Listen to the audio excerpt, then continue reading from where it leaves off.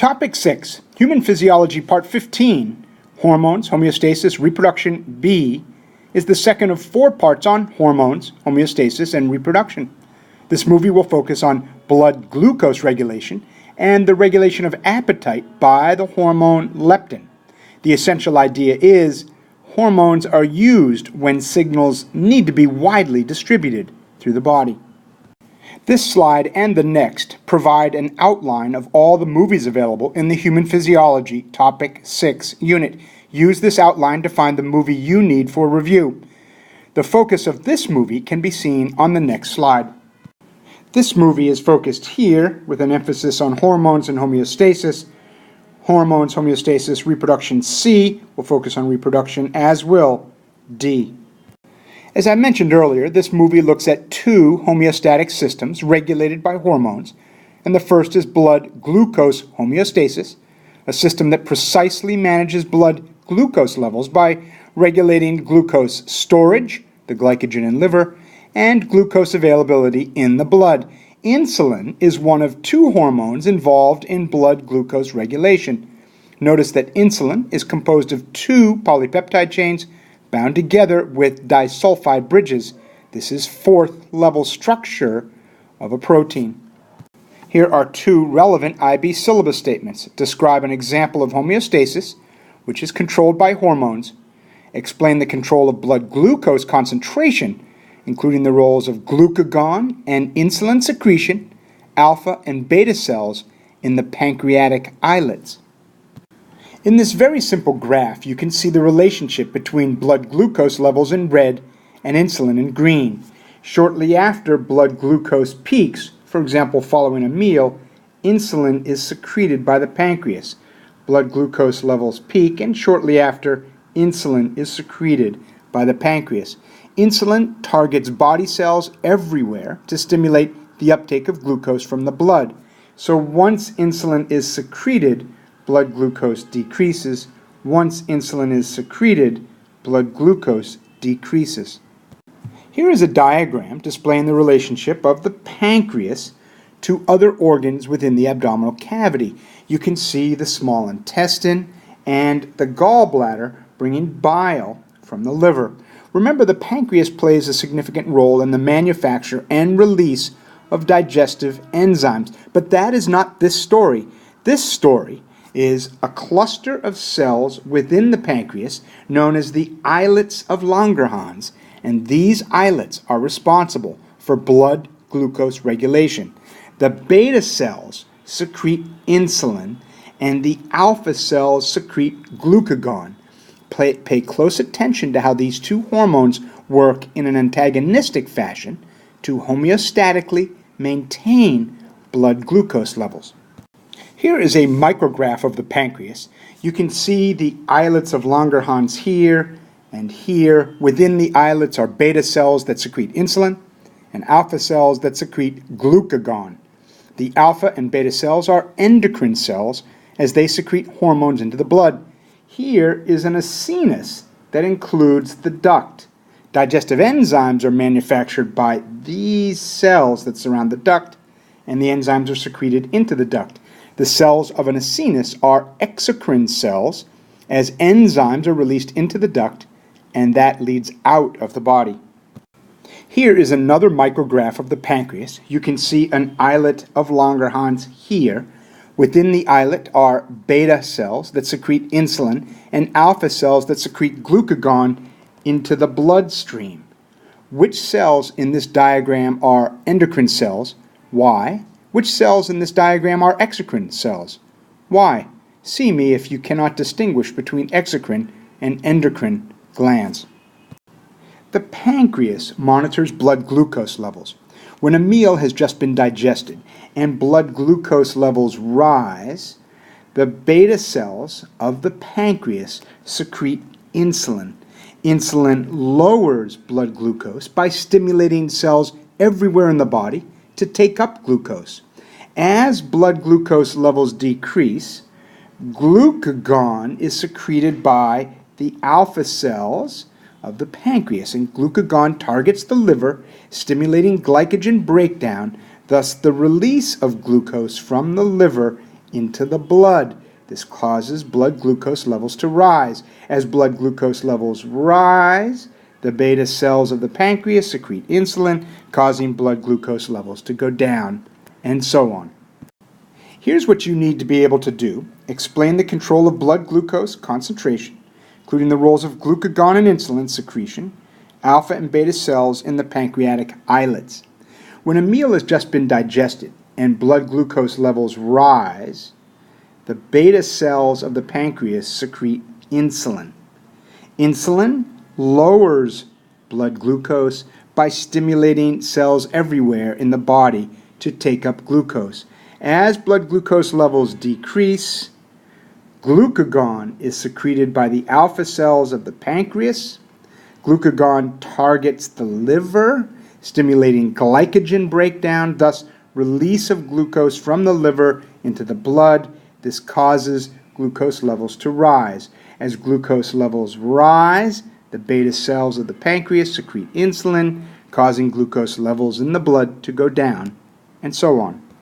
When glucose levels are high, the pancreas secretes insulin, targeting cells all over the body to take up glucose. Thus, glucose levels decline. The liver transforms glucose to glycogen. When blood glucose levels are low, the pancreas secretes glucagon that targets the liver. The liver is stimulated to break down glycogen to glucose, thus increasing blood glucose. This graph displays the influence of insulin on blood glucose concentration. At the moment insulin is injected into the circulatory system, blood glucose levels decline. Insulin is released in response to an increase in blood glucose levels. For example, after a meal, and insulin has the following effects. It increases the conversion of glucose to glycogen in the liver and muscle. It increases the rate of uptake of glucose by muscle. It increases the conversion of glucose to fatty acids, and it decreases appetite by targeting cells in the hypothalamus. Glucagon is released in response to a fall in blood glucose levels, for example, after exercise, and glucagon has the following effects.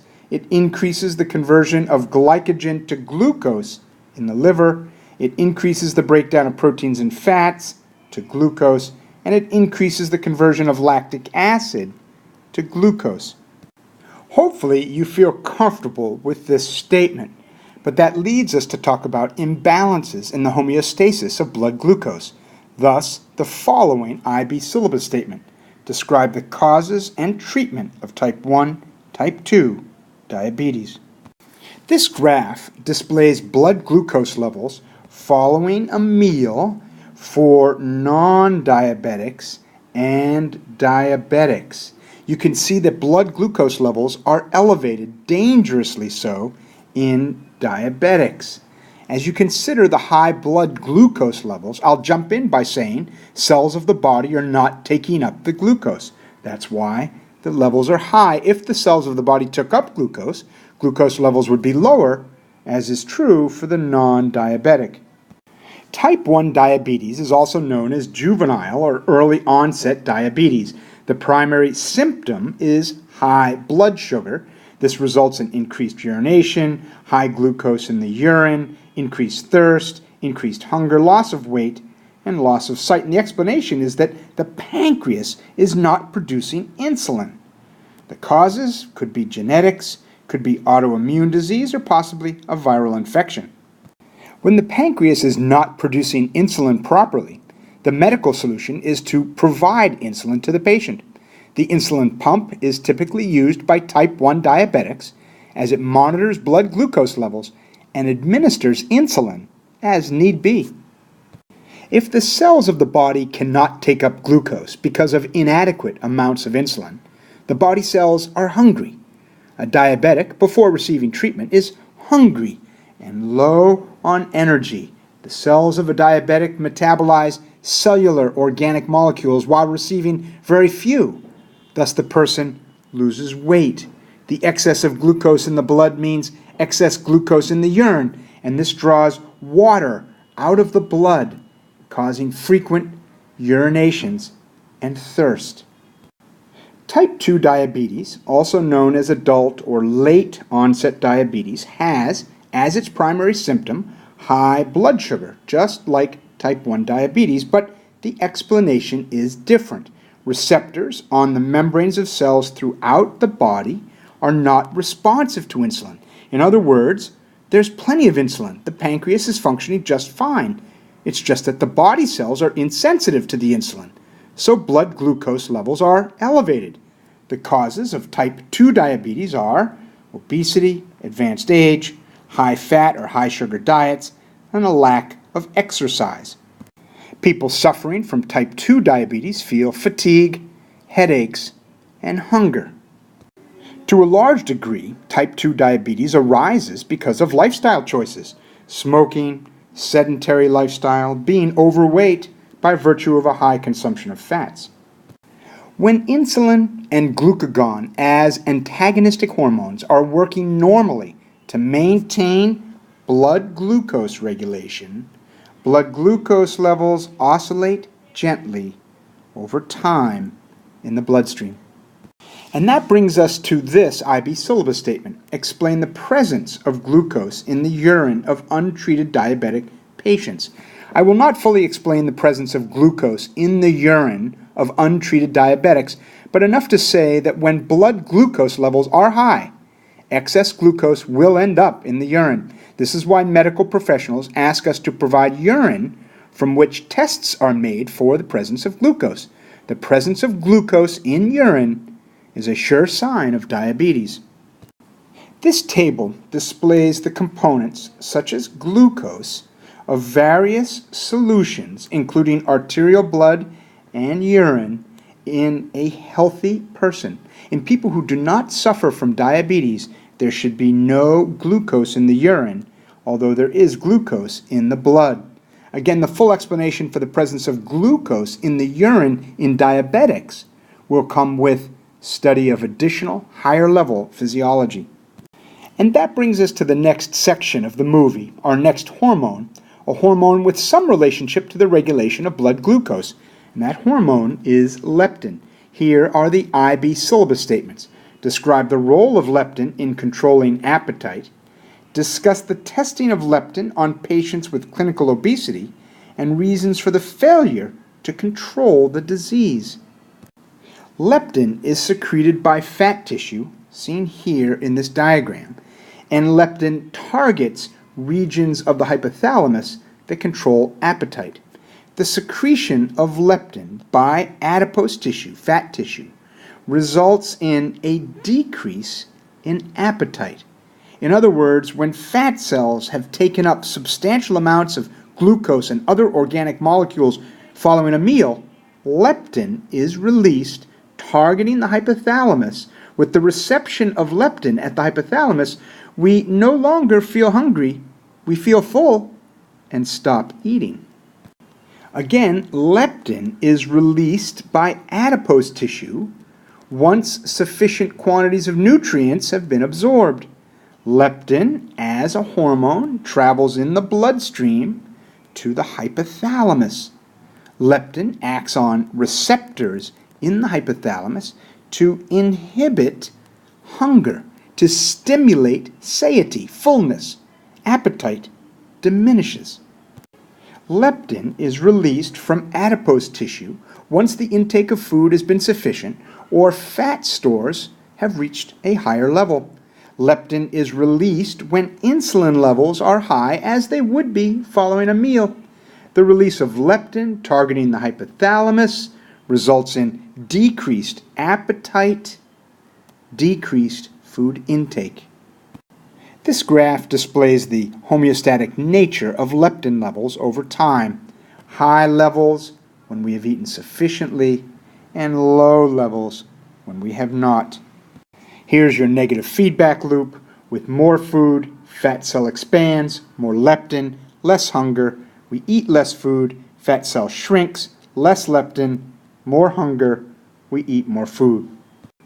Now, an absence of leptin leads to uncontrolled hunger, and this results in obesity. And you can see this in this photo, where we have a comparison of a mouse unable to produce leptin, resulting in obesity as compared to a normal mouse. So leptin was tested on obese patients in an attempt to control their intake of food.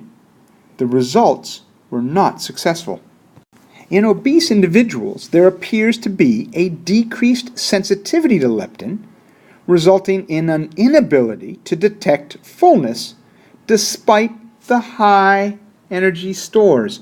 Although regulation of fat stores is deemed to be the primary function of leptin, many instances are seen where leptin no longer functions to communicate nutritional status between the body and the brain. It no longer correlates with body fat levels.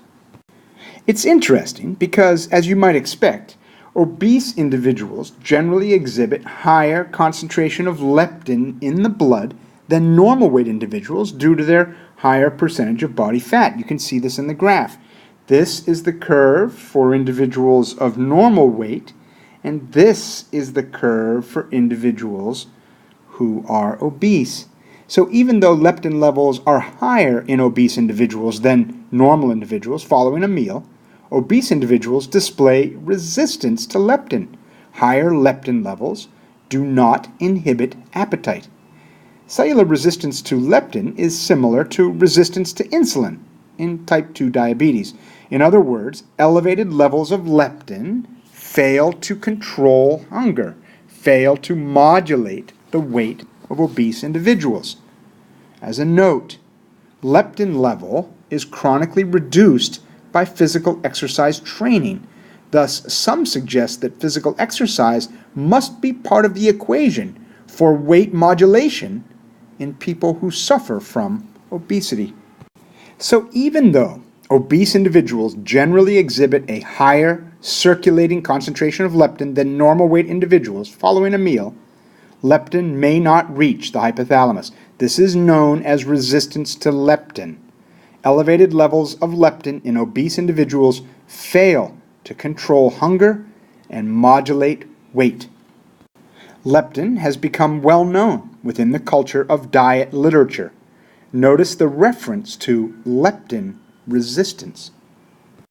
Studies have shown that leptin levels are chronically reduced by physical exercise. Thus, some suggest that physical exercise must be part of the equation in counteracting leptin resistance, part of the equation in weight modulation in people who suffer from obesity. I've been working through these two IB syllabus statements, and hopefully you feel comfortable with both.